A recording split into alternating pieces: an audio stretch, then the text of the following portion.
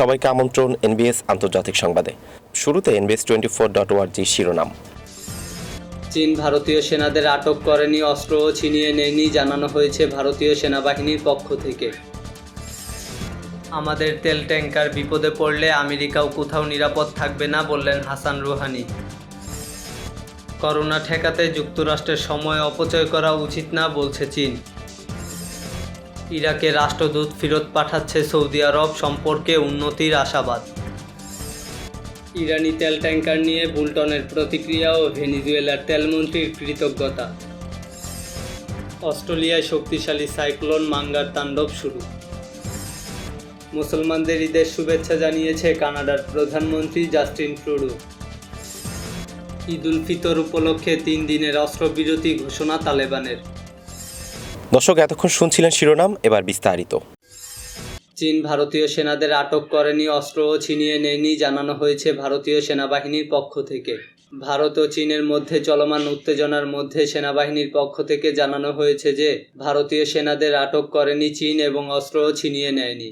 গত 9 মে ভারতীয় জওয়ান ও আধা সামরিক বাহিনী আইটিবিপির টহলদারি দলের সঙ্গে হাতাহাতি বাঁধে চীনা বাহিনীর। প্যাংগং লেকের কাছে ওই ঘটনাটি ঘটে বলে জানা গেছে। তার জেরে ভারতীয় জওয়ান ও আইটিবিপির টহলদারি দলকে চীনা বাহিনী আটক করে রেখেছিল বলে গণমাধ্যমের একাংশে খবর ছড়িয়েছে। ভারতীয় জওয়ানদের অস্ত্রশস্ত্র বাজেয়াপ্ত করেছিল বলে খবরে বলা হয়েছে। অবশেষে উভয় পক্ষের কমান্ডারদের মধ্যে বৈঠকের পরে পরিস্থিতি স্বাভাবিক হয়। ভারতীয় জওয়ানদের অস্ত্রশস্ত্র সহ ছেড়ে দেয় চীনা বাহিনী। যদিও গণমাধ্যমে ছড়ানো ওই অভিযোগ খারিজ করেছে ভারতীয় সেনার একটি সূত্র। ওই বিবাদ সম্পর্কে সেনাবাহিনীর পক্ষ থেকে কোনো সরকারি বিবৃতিও দেওয়া হয়নি। এটুকুই কেবল বলা হয়েছে যে টহল চলাকালীন সেনাবাহিনী বা আইটিবিপি জওয়ানদের চীনা সেনাবাহিনীর দ্বারা আটক করা হয়নি বা অস্ত্র কেড়ে নেওয়া হয়নি। রোববার 24 মে হিন্দি টিভি চ্যানেল আজ তকের ওয়েবসাইট জানিয়েছে, সেনাবাহিনীর মুখপাত্র কর্নেল আমন আনন্দ বলেছেন, সীমান্তে কোনো ভারতীয় সেনাকে আটক করা হয়নি, এটিকে অস্বীকার করছি। তিনি আরও বলেন, যখন গণমাধ্যম এ ধরনের খবর চিন্তা না করে চালায় তখন তা কেবল জাতীয় স্বার্থেই আঘাত করে। এদিকে রোববার 24 মে হিন্দি গণমাধ্যম জাগরণ.com জানিয়েছে, ভারতীয় সেনাদের তীব্র বিরোধিতা সত্ত্বেও বিতর্কিত এলাকায় চীনা সেনাবাহিনী গত 2 সপ্তাহে 100টি তাঁবু টাঙিয়েছে। সম্ভাব্য বাংকার নির্মাণের জন্য সরঞ্জাম আনা হয়েছে। বিতর্কিত অঞ্চলের পরিস্থিতির সাথে পরিচিত লোকেরা জানিয়েছে, চীন গালোয়ান উপত্যকায় তার উপস্থিতি বাড়িয়েছে। এভাবে উত্তেজনার মধ্যে সেনাবাহিনীর প্রধান জেনারেল এম নারাভানে গত শুক্রবার কার্যরত নিঃশব্দে লেহর 14তম কর্পস সদর দপ্তর পরিদর্শন করেছেন এবং শীর্ষ কমান্ডারের সাথে ওই অঞ্চলের সামগ্রিক নিরাপত্তা পরিস্থিতি পর্যালোচনা করেছেন। ভারতীয় এক সেনা কর্মকর্তা বলেন, এই মুহূর্তে প্যাংগং সংলগ্ন এলাকায় উভয় পক্ষের সমান সংখ্যক বাহিনী মোতায়েন রয়েছে। লাদাখের উত্তর সাব সেক্টরে গালোয়ান নদীর তীর বরাবর 3টি তাঁবু ফেলেছে চীন। প্রকৃত নিয়ন্ত্রণ রেখা বরাবর অতিরিক্ত বাহিনী মোতায়েন করেছে ভারতও। প্যাংগংয়ের উত্তর দেমজক এবং গালোয়ান উপত্যকা এলাকায় তাঁবু খাটিয়ে অবস্থান করছে দুপক্ষের সেনা। সেখানকার পরিস্থিতি সম্পর্কে দৈনিক রিপোর্ট নিচ্ছে ভারতীয় জাতীয় নিরাপত্তা উপদেষ্টা অজিত ডোভাল। গালোয়ান উপত্যকায় ভারতের সড়ক ও সেতু নির্মাণ নিয়ে আপত্তি তুলে আসছে চীন। গত 9 মে উত্তর সিকিমের নাকুলা সেক্টরে ভারতীয় সেনার সঙ্গে হাতাহাতিতে জড়িয়ে পড়ে চীনা সেনাবাহিনী। এর ফলে উভয় পক্ষের বেশ কয়েকজন জওয়ান আহত হয়। স্থানীয় স্তরে আলোচনার পরে সে সময় পরিস্থিতি শান্ত হয়। চীন নাকুলা সেক্টরের সীমান্ত চুক্তি লঙ্ঘন করে আগাচ্ছিল বলে ভারতীয় পক্ষের অভিযোগ। আমাদের তেল ট্যাঙ্কার বিপদে পড়লে আমেরিকাও কোথাও নিরাপদ থাকবে না, বললেন হাসান রুহানি। ইরানের প্রেসিডেন্ট হাসান রুহানি ক্যারিবিয়ান সাগরে মার্কিন উস্কানিমূলক তৎপরতার কথা উল্লেখ করে বলেছেন, ক্যারিবিয়ান সাগর বা অন্য কোথাও যদি আমাদের তেল ট্যাঙ্কার আমেরিকার হাতে বিপদের সম্মুখীন হয় তাহলে আমেরিকাও অন্য কোথাও একই ধরনের বিপদের মুখে পড়বে। তিনি শনিবার কাতারের আমির Sheikh Tamim bin Hamad Al সানির সঙ্গে এক টেলিফোন আলাপে হুঁশিয়ারি উচ্চারণ করেন। ইরান নিজের সার্বভৌমত্ব ও অখণ্ডতার পাশাপাশি বিশ্বের যে কোনো স্থানে নিজের স্বার্থ রক্ষার অধিকার সংরক্ষণ করে। কাজেই আমি আশা করছি আমেরিকা কোনো ভুল করবে না। ইরান ও ভেনেজুয়েলার মধ্যে সমুদ্র বাণিজ্য অব্যাহত থাকায় মার্কিন কর্মকর্তারা প্রচণ্ড ক্ষুব্ধ ও হতাশ। পরমাণু সমঝোতা থেকে বেরিয়ে যাওয়ার পর মার্কিন সরকার ইরানের বিরুদ্ধে কঠোর নিষেধাজ্ঞা আরোপ করেছে। এখন তারা আন্তর্জাতিক পানিসীমায় ইরানের তেলবাহী জাহাজ চলাচলে বাধা সৃষ্টির চেষ্টা করছে, যা সম্পূর্ণ বেআইনি। ভেনিজুয়েলার উদ্দেশ্যে ইরানের তেলবাহী জাহাজ রওনা দেয়া থেকে সমুদ্র বাণিজ্যের গুরুত্বের বিষয়টি উপলব্ধি করা যায়। বর্তমানে বিশ্বের 90% বেশি বাণিজ্য সমুদ্র পথে হয়ে থাকে এবং এই সুবিধা থেকে কেউ কাউকে বিরত রাখতে পারে না। সব দেশেরই সমুদ্র ব্যবহার করার অধিকার রয়েছে। সমুদ্র পথে সবচেয়ে বেশি বাণিজ্য হওয়া এবং সমুদ্রে গ্যাস ও তেলের মতো জ্বালানির উৎস থাকায় সমুদ্রের নিরাপত্তা বিধান সব দেশের জন্যই জরুরি, কারণ মানুষের জীবন ও অর্থনীতির চাকা সচল রাখার জন্য সমুদ্রের ভূমিকা অস্বীকার্য। ইরানের দক্ষিণে রয়েছে পারস্য উপসাগর, ওমান সাগর ও উন্মুক্ত সাগর এবং দেশটির উত্তরে রয়েছে কাস্পিয়ান সাগর। কাস্পিয়ান সংলগ্ন দেশগুলোর সঙ্গে ইরানের রয়েছে ঘনিষ্ঠ বাণিজ্য সম্পর্ক। সমুদ্র পথে বাণিজ্য ও নিরাপত্তা রক্ষার বিষয়টিকে ইরান বিশেষ গুরুত্ব দেয়। ইরানের নৌবাহিনী নিজস্ব সমুদ্র উপকূল সহ আন্তর্জাতিক পানিসীমায় নিরাপত্তা দেওয়ার কাজ করছে। এই অবস্থায় ভেনিজুয়েলা ইরানের তেল ট্যাঙ্কারের যাত্রা আন্তর্জাতিক অধিকার এবং এক্ষেত্রে আমেরিকা কোনো বিঘ্ন সৃষ্টির চেষ্টা করলে ইরানও শক্ত প্রতিক্রিয়া দেখাতে বাধ্য হবে। ইরানের সর্বোচ্চ নেতার প্রতিরক্ষা বিষয়ক উপদেষ্টা হোসেন দেহকান বার্তা সংস্থা ইরান প্রেসকে দেয়া সাক্ষাৎকারে ভেনিজুয়েলার সঙ্গে ইরানের সমুদ্র বাণিজ্য বাধাগ্রস্ত করতে মার্কিন পররাষ্ট্রমন্ত্রীর হুমকির প্রতিক্রিয়ায় বলেছেন, ইরানের নীতি স্পষ্ট, আর তা হচ্ছে আমেরিকা যদি কোনো ভুল করে বসে তাহলে অবশ্যই তারা ইরানের পক্ষ থেকে অনুশোচনামূলক জবাব পাবে। ইরানের ইতিহাসে এই দেশটি কখনো আগে যুদ্ধ শুরু করেনি, কিন্তু নিজ স্বার্থ রক্ষায় তারা কোনো ছাড় দেয়নি। ইরানের ইসলামী বিপ্লবী গার্ড বাহিনী বা আইআরজিসির প্রধান কাসেম সুলাইমানিকে হত্যার পর ইরান ও ইরাকে অবস্থিত মার্কিন ঘাঁটি গুড়িয়ে দেয়া থেকে বোঝা যায় ইরান যে কোনো মূল্যে নিজের স্বাধীনতা, সার্বভৌমত্ব ও জাতীয় স্বার্থ রক্ষা করতে বদ্ধপরিকর। করোনা ঠেকাতে যুক্তরাষ্ট্রের সময় অপচয় করা উচিত না, বলছে চীন। করোনা ভাইরাস প্রতিরোধে যুক্তরাষ্ট্রের সময় নষ্ট করা উচিত না। চীনের সমালোচনা কিংবা মিথ্যা না ছড়িয়ে মহামারী রোধে তাদের উচিত বেইজিংয়ের সঙ্গে কাজ করা। রোববার চীনের শীর্ষ কূটনৈতিক ওয়াং লি এমন কথা বলেছেন। বৈশ্বিক মহামারী ছড়িয়ে পড়ার পর থেকে চীন মার্কিন সম্পর্কের চরম অবনতি হয়েছে। কোভিড-19 সম্পর্কিত ইস্যু নিয়ে দুই দেশই উত্তপ্ত কথার লড়াইয়ে নেমেছে। চীনের বিরুদ্ধে মার্কিন প্রেসিডেন্ট ডোনাল্ড ট্রাম্পের প্রশাসনের অভিযোগ তারা করোনার তথ্য উপাত্ত আড়াল করতে চেয়েছে। এছাড়া হংকং, মানবাধিকার, বাণিজ্য, তাইওয়ানে মার্কিন সমর্থন নিয়ে বিশ্বের শীর্ষ অর্থনীতির দুই দেশ সংঘাতে জড়িয়ে পড়েছে। চীনা পার্লামেন্টের বার্ষিক অধিবেশন চলার ফাঁকে সাংবাদিকদের সঙ্গে আলাপকালে মহামারীতে যুক্তরাষ্ট্রের প্রতি সমবেদনা জানিয়েছেন স্টেট কাউন্সিলর ওয়াং লি। মহামারীতে আমেরিকায় মৃত্যুর সংখ্যা লাখ ছাড়িয়ে গেছে। গত বছরের শেষ দিকে উহান থেকে ভাইরাসটির বিস্তার শুরু হওয়ার পর এত মৃত্যু আর কোনো দেশে ঘটেনি। চীনের এই পররাষ্ট্রমন্ত্রী বলেন, দুঃখজনকভাবে করোনা ভাইরাসের উত্তাল অবস্থা সত্ত্বেও যুক্তরাষ্ট্রের রাজনৈতিক ভাইরাসেরও বিস্তার চলছে। এই রাজনৈতিক ভাইরাস চীনকে আঘাত হানার সবটুকু সুযোগ খুঁজছে। তিনি আরও বলেন, কিছু রাজনীতিবিদ মৌলিক ঘটনাবলী এড়িয়ে গিয়ে চীন সম্পর্কে মিথ্যার আশ্রয় নিচ্ছে আর বিভিন্ন ষড়যন্ত্রে মেতে উঠেছেন। আমি এখানে বলতে চাই, মূল্যবান সময় নষ্ট করবেন না, মানুষের জীবনকে উপেক্ষা করবেন না। চীন ও যুক্তরাষ্ট্রের সবার আগে যা দরকার তা হচ্ছে পরস্পরের থেকে জানা এবং মহামারী মোকাবেলায় নিজেদের অভিজ্ঞতা শেয়ার করা। ইরাকে রাষ্ট্রদূত ফেরত পাঠাচ্ছে সৌদি আরব, সম্পর্কে উন্নতির আশাবাদ। সৌদি আরব ইরাকে নিযুক্ত নিজের রাষ্ট্রদূতকে আবার বাগদাদে ফেরত পাঠাবে বলে ঘোষণা করেছে।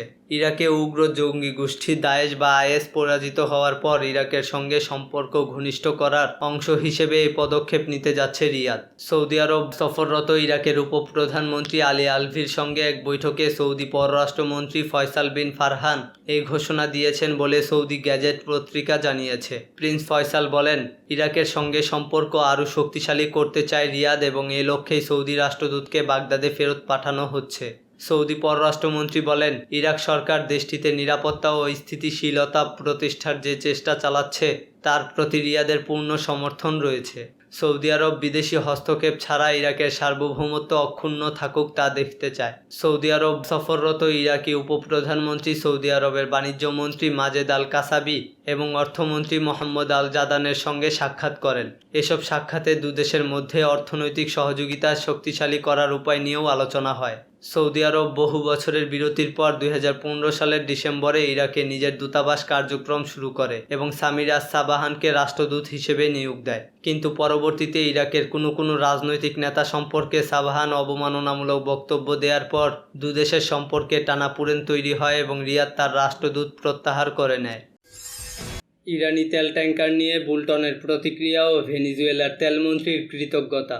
সাবেক মার্কিন জাতীয় নিরাপত্তা উপদেষ্টা জন বোল্টন ভেনেজুয়েলায় ইরানের তেল সরবরাহের ঘটনাকে পীড়াদায়ক বলে মন্তব্য করেছেন। তিনি শনিবার রাতে এক টুইটার বার্তায় বলেন, ভেনেজুয়েলার নিকোলাস মাদুরো সরকারকে সহায়তা করার জন্য ইরান দেশটিতে যে তেল পাঠিয়েছে তা আঞ্চলিক দেশগুলোর জন্য বিপজ্জনক। বোল্টন এর আগে এক টুইটার বার্তায় লিখেছিলেন, ভেনেজুয়েলা তেল সমৃদ্ধ দেশ হলেও সাম্প্রতিক সময়ে দেশটির তেল শোধনাগারগুলো অচল হয়ে পড়ার কারণে পরিশোধিত তেলের অভাবে পড়ে দেশটি।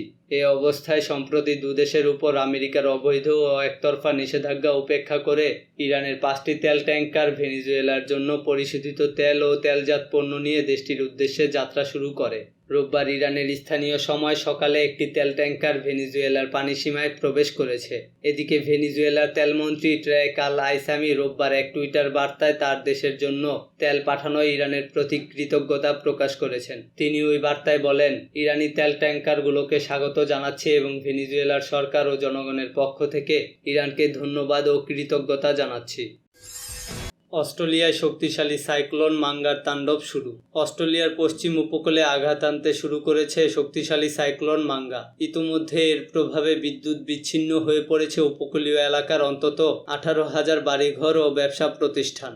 অস্ট্রেলিয়ান এক গণমাধ্যম জানিয়েছে, পার্থ মেট্রোপলিটন এলাকার অন্তত 6,500 বাড়িঘরের উপর আঘাত হানছে মাঙ্গা। এতে সবচেয়ে বেশি ক্ষতিগ্রস্ত হচ্ছে ব্যাসওয়াটার, বাসেন্ডিন, অ্যাশফিল্ড শহরের পূর্বাঞ্চল। এছাড়া হিলসের সায়ারস ভ্যালি ও মাউন্ট হেলেনের উপর আঘাত হানছে এই সাইক্লোন। অস্ট্রেলিয়ার দমকল ও জরুরি সেবা বিভাগ বা DFES এর ভারপ্রাপ্ত সহকারী কমিশনার জন ব্রুমহল জানিয়েছেন, এ ধরনের ঝড় প্রতি দশকে একবার দেখা যায়। তিনি বলেন, এখানকার ঝড়গুলো সাধারণ দক্ষিণ পশ্চিম দিক থেকে আসে, এবার এটা আসছে উত্তর পশ্চিম দিক থেকে। এর প্রভাবে ঘন্টায় 100 থেকে 130 কিলোমিটার বেগে ঝড়ো হাওয়া বয়ে যাওয়ার কথা জানিয়েছেন দেশটির আবহাওয়া ব্যুরো। কিছু কিছু এলাকায় 100 মিলিমিটার পর্যন্ত বৃষ্টিপাতও হতে পারে। রোববার শুরু হওয়া এই সাইক্লোন সোমবার পর্যন্ত তাণ্ডব চালাতে পারে বলে জানানো হয়েছে। মুসলমানদের ঈদের শুভেচ্ছা জানিয়েছে কানাডার প্রধানমন্ত্রী জাস্টিন ট্রুডো। মুসলিমদের অন্যতম বৃহত্তর ধর্মীয় উৎসব ঈদ উল ফিতর উপলক্ষে প্রাণঢালা শুভেচ্ছা জানিয়েছেন কানাডার প্রধানমন্ত্রী জাস্টিন ট্রুডো। দেশ গঠনে মুসলিম কানাডীয়দের অবদানের স্বীকৃতি দিতে ঈদ একটা উপলক্ষ বলে তিনি উল্লেখ করেন। কানাডা ও বিশ্বজুড়ে মুসলিম উম্মাকে মুবারকবাদ জানিয়ে একটি ভিডিও পোস্ট করেছেন তুমুল জনপ্রিয় তরুণী রাজনৈতিক নেতা। কানাডার প্রধানমন্ত্রীর দফতরের এক বিবৃতি ও টুইটার অ্যাকাউন্টে দেয়া ভিডিওতে ট্রুডো বলেন, সূর্য অস্ত যেতেই রাত থেকে কানাডা ও বিশ্বজুড়ে থাকা মুসলমানরা রোজা ও নামাজের পবিত্র মাস রমজানের শেষ উপলক্ষে শুরু করবে ঈদ উল ফিতর উদযাপন। ভিডিওতে তিনি করোনা ভাইরাসের কারণে এবারের ঈদ ভিন্ন পরিবেশে হতে যাচ্ছে বলে উল্লেখ করেন। তিনি বলেন, যেহেতু আমরা কোভিড-19-এর বিরুদ্ধে লড়াইয়ে আছি, তাই এবারের ঈদের অনেক ঐতিহ্য ও উদযাপন ভিন্ন হবে, যেমনটা পুরো রমজান মাস জুড়ে হয়েছে। মুসলিম কানাডীয়রা ঘরে নামাজ পড়বে, বিশেষ এই দিনটি ভার্চুয়াল মাধ্যমে পালন করবে। স্বাস্থ্য বিশেষজ্ঞদের পরামর্শে আমরা এসব কঠিন সময় কাটিয়ে উঠব। করোনা সংকটে কানাডীয় মুসলমানদের অবদানের কথাও ঈদ শুভেচ্ছা বার্তায় তুলে ধরেন 48 বছর বয়সী ট্রুডো। রমজান মাস জুড়েই খাদ্য ও অন্যান্য প্রয়োজনীয় সামগ্রী দিয়ে অসহায়দের সাহায্য করে গেছেন মুসলিম কানাডীয়রা। অনেকে রোজা রেখে স্বাস্থ্য ও গুরুত্বপূর্ণ কর্মী হিসেবে এই মহামারীর বিরুদ্ধে লড়াই করেছেন। আমাদের দেশকে আরও ভালো জায়গায় নিতে মুসলিম কানাডীয়রা যেভাবে কাজ করে যাচ্ছে তার স্বীকৃতি দিতে এবং আমরা যে বৈচিত্র্যপূর্ণ জাতিতে পরিণত হয়েছি তা উদযাপন করতে ঈদ উল ফিতর আমাদের সবার জন্য একটা সুযোগ। স্ত্রী সুফির পক্ষ থেকেও মুসলমানদের ঈদের শুভেচ্ছা জানান কানাডার প্রধানমন্ত্রী। ঈদ উল ফিতর উপলক্ষে 3 দিনের অস্ত্রবিরতি ঘোষণা তালেবানের। মুসলমানদের সবচেয়ে বড় ধর্মীয় উৎসব ঈদ উল ফিতর উপলক্ষে আফগানিস্তানের সরকারের সঙ্গে 3 দিনের অস্ত্রবিরতি ঘোষণা করেছে তালেবান। সাম্প্রতিক সময়ে সরকারি বাহিনীর বিরুদ্ধে ইসলামপন্থী গোষ্ঠীটির হামলার মাত্রা কয়েক গুণ বৃদ্ধির পর ঈদ ঘিরে অস্ত্রবিরতির এই ঘোষণা এলো। রবিবার বিবিসি অনলাইনের এক প্রতিবেদনে এ তথ্য জানানো হয়েছে। এতে বলা হয়েছে, রবিবার ঈদের দিন থেকে এই অস্ত্রবিরতির কার্যকর হচ্ছে। তালেবানের এই ঘোষণাকে স্বাগত জানিয়েছেন আফগানিস্তানের প্রেসিডেন্ট আশরাফ গানি। তিনি বলেছেন, এই শান্তি চুক্তির প্রতি তার সৈন্যরা সম্মান জানাবে। বিবিসির প্রতিবেদনে বলা হয়েছে, 3 দিনের এই অস্ত্রবিরতি আফগানিস্তানের দীর্ঘমেয়াদে সহিংসতা কমানোর ব্যাপারে প্রত্যাশা বাড়িয়ে দিয়েছে। অবশ্য 2018 সালেও ঈদ উল ফিতর ঘিরে একই ধরনের অস্ত্রবিরতির ঘোষণা দেওয়া হয়েছিল, যা পরবর্তী সময়ে আর বাড়ানো হয়নি। দর্শক, এই ছিল এখনকার মতো। আমাদের পরবর্তী সংবাদ দেখার আমন্ত্রণ জানিয়ে বিদায় নিচ্ছি আমি শফিউল আলম আরাফ।